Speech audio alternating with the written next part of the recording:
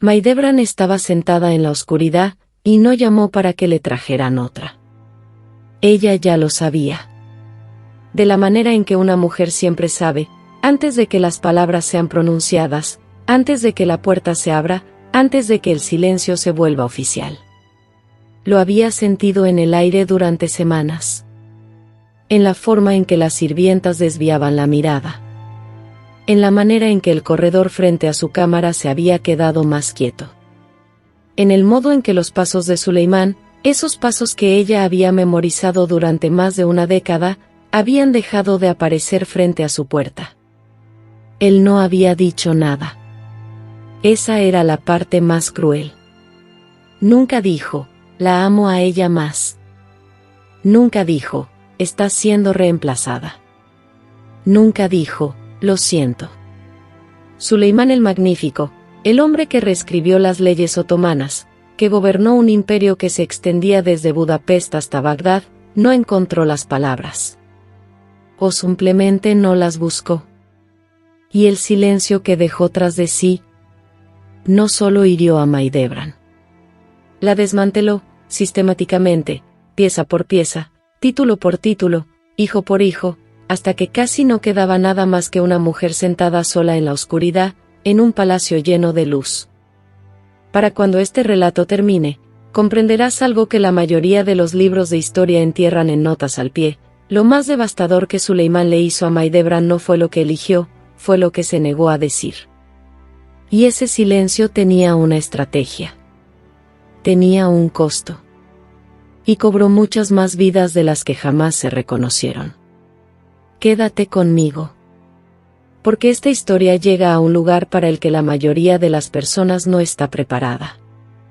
Todo lo que necesitas saber en una sola frase. Antes de Hurrem, Maidebran era la mujer indiscutiblemente más importante en la vida de Suleimán, le había dado a Cesa de Mustafa, el príncipe heredero del imperio, el heredero más amado en la memoria otomana, y luego una mujer entró al harén, y toda la arquitectura del poder se desplazó silenciosa, invisible, catastróficamente hacia otro centro. Ese es el mundo que estamos entrando. No el palacio de mármoles blancos y cortinas de seda. El palacio dentro de la mente de estas dos mujeres. Empecemos con lo que Maidebran realmente tenía. En 1521, ella no era simplemente una concubina. Era, por todas las tradiciones otomanas que importaban, lo más cercano a una reina que este imperio reconocía. Su hijo Mustafa tenía 11 años, ya siendo preparado para el trono, y su rostro, los observadores lo escribieron así, parecía esculpido específicamente para gobernar. Alto. Serio. Sereno más allá de sus años. Cuando Mustafa caminaba por los corredores del Topkapı, los genízaros se erguían sin que nadie se los pidiera. Maidebran sabía que su posición no era permanente, nada en el harén lo era, pero era estructural. Estaba construida sobre una base que la ley otomana había mantenido durante generaciones. La madre del primer heredero varón tenía un estatus casi intocable. Casi. También había luchado por él. Existe un incidente documentado, registrado en las cartas del embajador veneciano Pietro Bragadin, uno de los observadores externos más confiables de la corte otomana, en el que Maidebran confrontó físicamente a Hurrem Sultán, la arañó en el rostro y le arrancó el cabello. Esto no fue el acto de una mujer celosa perdiendo la razón. Fue una afirmación calculada de precedencia. Yo llegué primero. Mi hijo será sultán. Eres una amenaza que no voy a fingir ignorar. Las mujeres alrededor de Maidebran estaban aterradas. Hurrem no. Fue directamente a Suleimán. Con las marcas todavía en el rostro. Y lo dejó verlas. Lo que pasó entre Hurrem y Suleimán en esa habitación, no tenemos registro de sus palabras exactas. Pero sabemos lo que ocurrió después. Maidebran no fue castigada de ninguna manera formal. No fue exiliada. No le quitaron su título. Simplemente fue relegada a un segundo plano. En silencio. de manera incremental. De la forma que es mucho más devastadora que un ataque directo, porque no hay nada contra lo que puedas pelear. No puedes discutir con una ausencia. No puedes confrontar un silencio. Suleimán dejó de visitar sus aposentos. No de repente. No de manera dramática. Simplemente dirigió sus noches hacia otro lugar. Y esto es lo que eso significaba en términos prácticos dentro del harén otomano. Cuando un sultán deja de visitar, las sirvientas son las primeras en notarlo. Luego los regalos escasean. Luego las revisiones del estipendio llegan más tarde que las de todos los demás. Luego las concubinas menores dejan de buscar tu favor porque tu favor ya no vale nada. La arquitectura social del harén, que funcionaba enteramente a base de la proximidad a la atención del sultán, comenzó a redistribuirse silenciosamente alrededor de un centro de gravedad diferente. Mahidevran lo observó ocurrir. No tenía mecanismo para detenerlo. Pero hay una pregunta que debería estar tirando de ti en este momento. ¿Por qué Suleimán no dijo nada? No era un cobarde. No era un hombre que evitara las decisiones difíciles, este era un gobernante que ejecutaba gobernadores, redirigía ríos, negociaba con el Sacro Imperio Romano. Era capaz de una enorme directitud cuando la elegía. Entonces, ¿por qué, cuando se trataba de Mahidevran, la madre de su hijo mayor, la mujer que había compartido su vida durante más de una década, eligió el silencio? Esa pregunta tiene una respuesta. Y es más perturbadora de lo que podrías esperar. Lo que Mahidevran no sabía, lo que no podría haber sabido, era que el silencio no era accidental. Era estructural. Y ya había sido decidido antes de que ella siquiera notara que estaba ocurriendo. Existe una carta. Se conserva hoy en los archivos del Palacio Topkapı, referenciada por la historiadora otomana Leslie Peirce en su estudio fundamental sobre el harén imperial. Es una de las cartas de Hürrem a Suleimán, escrita alrededor de 1526, en un periodo en que él estaba en campaña en Hungría, y lo que la hace extraordinaria no es la poesía de amor que contiene, aunque la poesía es extraordinaria. Lo que la hace extraordinaria es la precisión administrativa que subyace bajo la emoción. Hürrem no solo le escribía a su amante. Le escribía al emperador como una fuente de inteligencia. Lo actualizaba sobre las dinámicas de la corte. Mencionaba a personas por nombre. Señalaba quién estaba construyendo alianzas, quién hablaba de más, quién era leal y quién solo actuaba lealtad. Se había convertido, funcionalmente, en uno de los asesores más confiables de Suleimán. Y Mahidevran no tenía un canal equivalente. Esta es la parte de la historia que la mayoría de los relatos omiten. La competencia entre estas dos mujeres generalmente se enmarca como rivalidad romántica, como si la pregunta fuera simplemente, ¿a quién amaba más Suleimán? Pero ese marco es peligrosamente incompleto. Lo que realmente estaba ocurriendo era una reestructuración del flujo de información dentro del hogar más poderoso del imperio. El poder de Mahidevran siempre había sido posicional. Derivaba de su hijo. De la tradición. Del precedente. Era un poder defensivo, un poder que no requería ninguna acción para mantenerse, solo la preservación de las estructuras existentes. El poder de Hürrem era activo. Se generaba a través de un compromiso continuo, una utilidad continua, una presencia continua. Escribía cartas. Construía relaciones. Se volvía indispensable de maneras que no tenían nada que ver con el precedente. Y Suleimán, consciente o inconscientemente, comenzó a operar como si el consejo de Mahidevran no existiera. No la humilló públicamente. No emitió edictos en su contra. No hizo nada que pudiera identificarse claramente como un acto de borrado. Simplemente construyó un mundo en el que ella no tenía ningún papel funcional, y luego procedió a vivir en ese mundo. Ahora piensa en lo que eso se sentía desde adentro.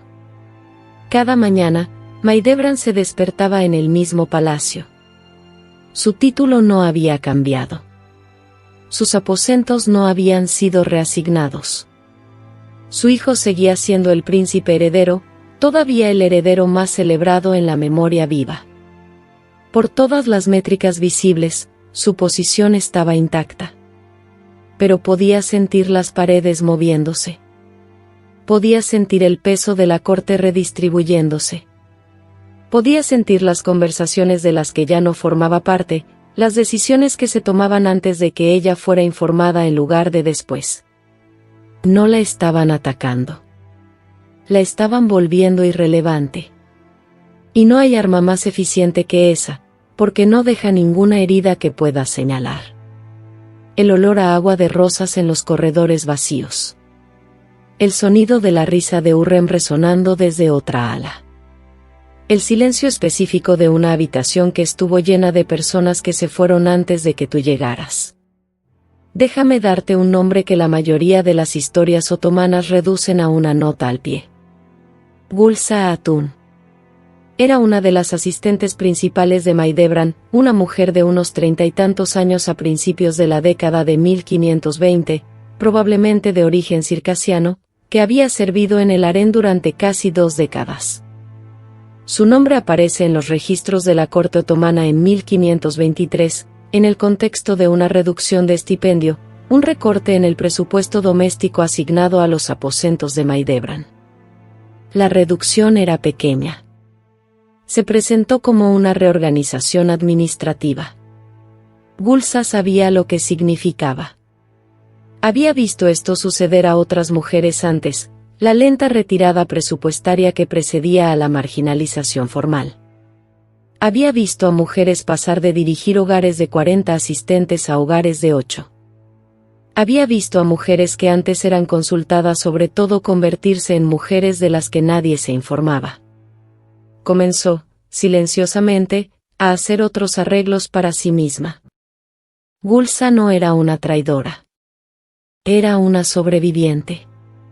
Y su reposicionamiento calculado nos dice algo brutal sobre lo que todos alrededor de Mahidevran ya entendían, incluso si Mahidevran misma todavía lo estaba procesando. El barco ya había girado. La pregunta era solo cuánto tardaría en hundirse. Porque en 1526, algo sucedió que nunca había ocurrido en los 200 años de historia de la dinastía otomana.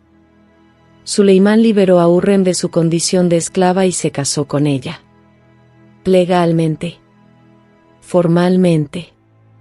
Con una ceremonia de boda. Esto no era solo romántico. Era una ruptura constitucional.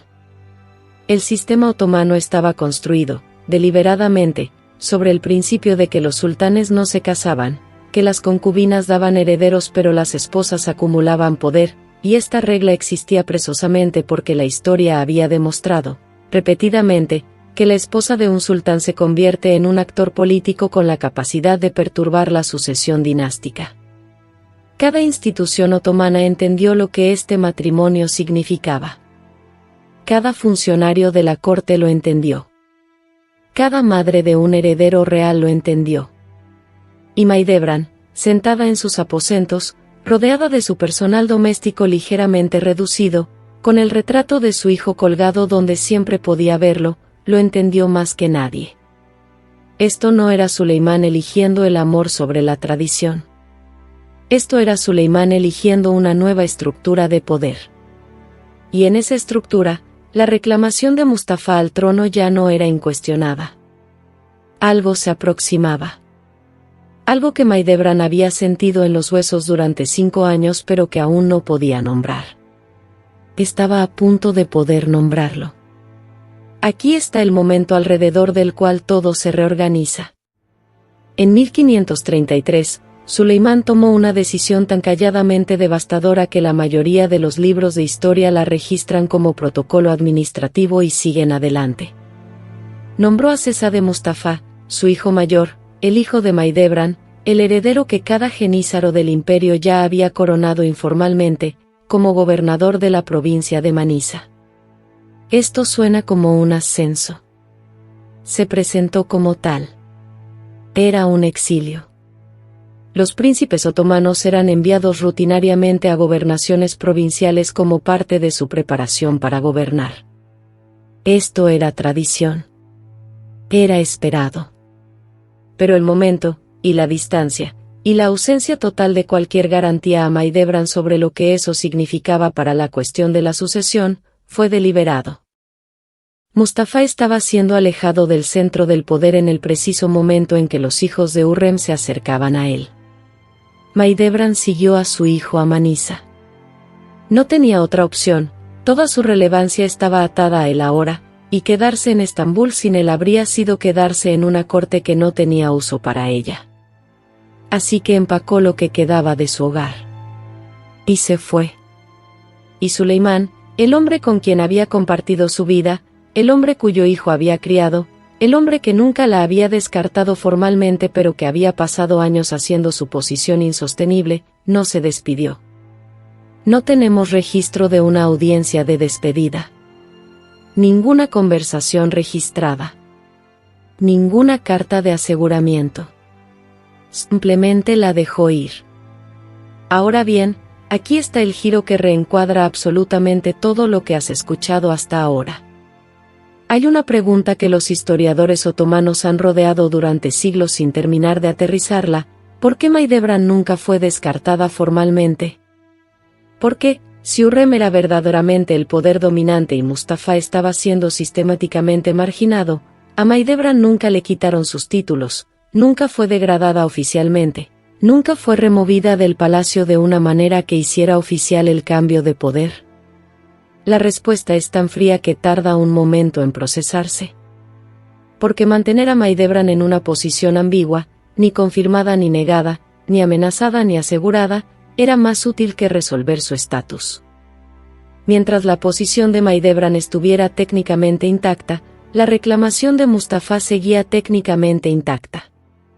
Y la reclamación de Mustafa, la fe de los genízaros en Mustafa, la lealtad de la facción conservadora hacia Mustafa, era un activo político que Suleimán podía desplegar o retirar según la situación estratégica. Mustafa estaba siendo mantenido como una herramienta. Y Mahidevran estaba siendo mantenida como el sistema de mantenimiento de la herramienta, lo suficientemente involucrada emocionalmente en su éxito para mantenerlo funcional, lo suficientemente aislada políticamente para evitar que se convirtiera en una amenaza. Suleimán sabía lo que estaba haciendo. El silencio no era ausencia de decisión. Era la decisión. Eligió nunca decirle a Mahidevran que Mustafa estaba a salvo. Eligió nunca decirle que su posición era segura. Eligió nunca darle la única cosa que habría liberado la tensión y le habría permitido simplemente existir en la corte provincial de su hijo sin terror constante. Porque una Mahidevran viviendo con miedo era una Mahidevran que volcaría cada recurso, cada relación, cada gramo de su inteligencia en mantener a Mustafa políticamente viable. ¿Qué es exactamente lo que hizo? Durante 20 años en Manisa, Mahidevran dirigió la corte de Mustafa con extraordinaria competencia. Gestionó sus relaciones con los grupos de poder locales. Mantuvo la red de lealtades que mantenía vivo su nombre en Estambul. Escribió las cartas, organizó las reuniones, navegó la política que un joven príncipe en exilio provincial no podía manejar solo. Era magnífica. Y la consumió por completo. La vela del inicio de nuestra historia aparece de nuevo aquí, Mahidevran escribiendo cartas a la luz de una vela en Manisa, sola, convencida de que su trabajo salvaría a su hijo. Aún no sabe que el peligro viene de una dirección que jamás consideró. 1553. La fecha se asienta en la historia otomana como una piedra. Suleimán estaba en campaña en Persia. Mustafa, ahora a sus 30 y tantos años, amado por el ejército, venerado por los genízaros, el símbolo viviente de todo lo que la facción conservadora creía que el imperio debía ser, recibió una convocatoria a la tienda de su padre. Fue. Porque creía, tenía que creer, que su padre no. Fue estrangulado dentro de la tienda imperial por los propios verdugos del sultán. Sin juicio. Sin cargos leídos en voz alta. sin acusación formal entregada. Suleimán se sentó detrás de una cortina. Relatos del periodo, incluyendo la crónica del historiador otomano Selanik'i, describen esto, y escuchó mientras su hijo moría. La justificación declarada fue traición. Cartas que la mayoría de los historiadores ahora creen que fueron falsificadas, probablemente orquestadas por Hurrem y su yerno el gran visir Rustem Pasha, fueron producidas afirmando que Mustafa había conspirado con Persia contra su padre. Los jenízaros que presenciaron el cuerpo de Mustafa lloraron abiertamente. Un soldado, un hombre llamado Hasan, solo conocemos su nombre de pila, no su origen ni rango, recuperado de un relato contemporáneo del historiador Ali, supuestamente se cortó la mano con su espada en su dolor y tuvo que ser restringido de entrar a la tienda imperial. Fue reasignado silenciosamente a una guarnición distante. Su destino después de eso desaparece del registro. Ahora piensa en lo que ocurrió en Manisa cuando llegó la noticia. Mahidevran había pasado 20 años manteniendo a su hijo con vida. 20 años de cartas y alianzas y navegación cuidadosa y paciencia estratégica. 20 años creyendo que si era lo suficientemente cuidadosa, si gestionaba la política lo suficientemente bien, si mantenía la reputación de Mustafa lo suficientemente brillante, el imperio eventualmente tendría que darle lo que era suyo. El mensajero llegó. Y todo lo que había construido se derrumbó en una sola frase. El sonido del mensaje siendo leído en voz alta. La calidad específica del silencio en una habitación después de una noticia catastrófica. El peso de la tela cuando una mujer se sienta porque sus piernas dejan de funcionar. Pero hay un detalle que la mayoría de los relatos omiten, y es el que le arrebata la última protección a la historia de Mahidevran. Después de la ejecución de Mustafa, a Mahidevran le fue negada la provisión otomana estándar otorgada a las madres de príncipes fallecidos. La pensión. El mantenimiento del hogar.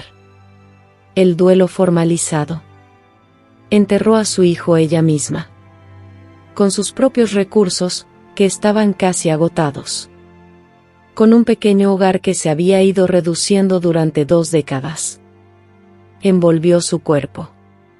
Organizó el funeral. Y se adentró en una pobreza tan completa que, esto está documentado, esto no es metáfora, tuvo que vender sus joyas y ropa personales para pagar el mantenimiento de su tumba. Suleimán nunca dijo que lo sentía. Suleimán, de hecho, nunca reconoció formalmente su pérdida en absoluto.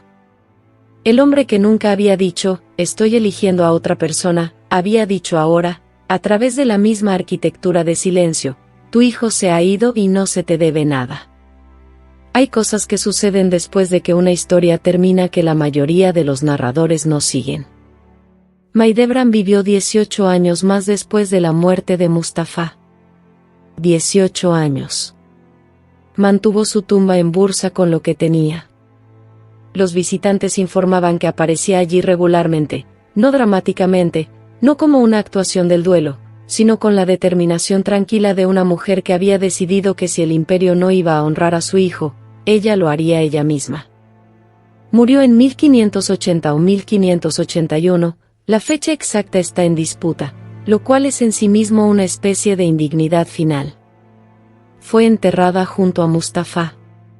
La instrucción vino, supuestamente, del nieto de Suleimán, el sultán Murad III, quien ordenó que fuera enterrada junto a su hijo y que su tumba fuera mantenida adecuadamente. Fue un gesto de honor tardío. También fue, a su manera, un reconocimiento de lo que había sido retenido. Para entonces Hurrem llevaba casi 25 años muerta. Para entonces el propio Suleimán llevaba 14 años muerto. El silencio que había destruido a Mahidevran hacía mucho que se había convertido en historia. Pero había costado, un príncipe heredero, cuya muerte fracturó el cuerpo de Genízaros y plantó las primeras semillas internas del largo declive del imperio. La vida adulta completa de una mujer, redirigida de vivir a sobrevivir. Una generación de alianzas de corte que nunca se recuperó completamente de la ausencia de Mustafa. Y algo más difícil de cuantificar. La vela aparece por última vez aquí. La tumba en Bursa, mantenida por una mujer sola, una pequeña llama contra una oscuridad enorme. Nombremos lo que realmente ocurrió, porque la historia ha pasado siglos suavizándolo. Suleimán no simplemente eligió a Hürrem sobre Mahidevran. Ese marco lo convierte en una historia de amor. Fue una reorganización de poder. Y Mahidevran no fue un daño colateral, fue un recurso gestionado, mantenido funcional a través de una ambigüedad estratégica y un silencio estratégico. La dinastía otomana, esto merece decirse claramente, tenía un sistema. El sistema requería que hubiera un sucesor primario, y la eliminación de reclamaciones competidoras estaba incorporada en la ley otomana en la forma del fratricidio, la práctica de ejecutar a los príncipes rivales después de que un sultán tomara el trono. Era brutal. También era eficiente. Prevenía la guerra civil. Pero lo que hizo Suleimán fue diferente. No eliminó la posición de Mahidevran a través de canales oficiales. No declaró resuelta la sucesión de Mustafa.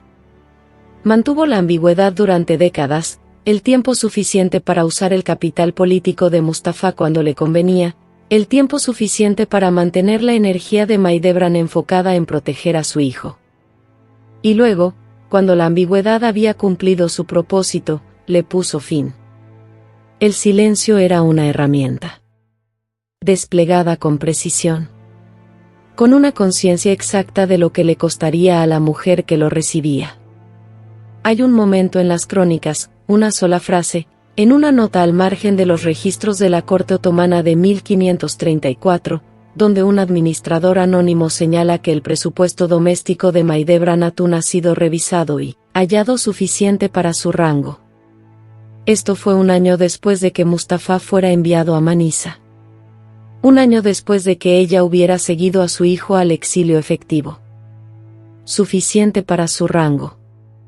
No generoso. No honrado. Suficiente. Esa frase, en su neutralidad burocrática, contiene todo lo que Suleimán nunca dijo en voz alta. Aquí está la pregunta que quiero dejarte. Llamamos a Suleimán el Magnífico.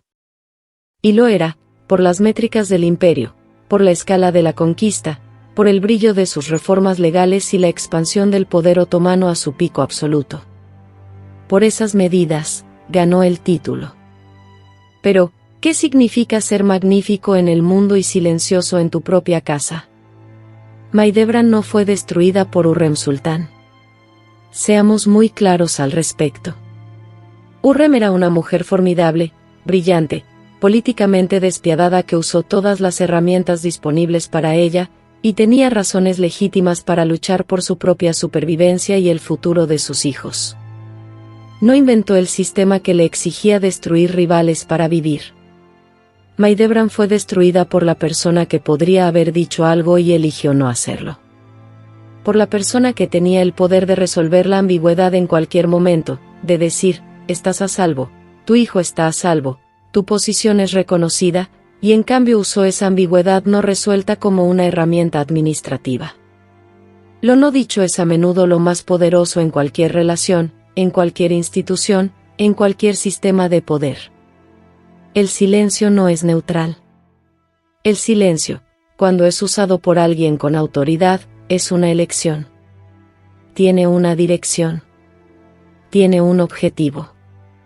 Y las personas que se encuentran en ese silencio hacen el resto ellas mismas, agotando sus recursos, volcando su energía en sistemas diseñados para ser imposibles de ganar, cuidando relaciones que fueron diseñadas para ser unidireccionales.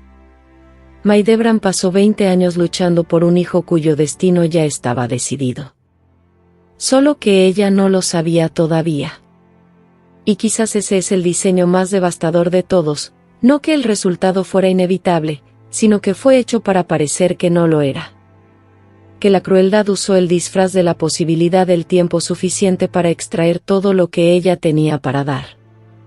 Si esta historia se queda contigo, si el silencio en el centro de esta narración te resulta familiar de maneras que van más allá del siglo XVI, entonces valió la pena tu tiempo. El palacio otomano ha desaparecido. El sistema que lo produjo ha desaparecido. Pero la arquitectura del silencio deliberado, la retención estratégica del reconocimiento de personas que lo han dado todo, esa no ha desaparecido a ningún lado.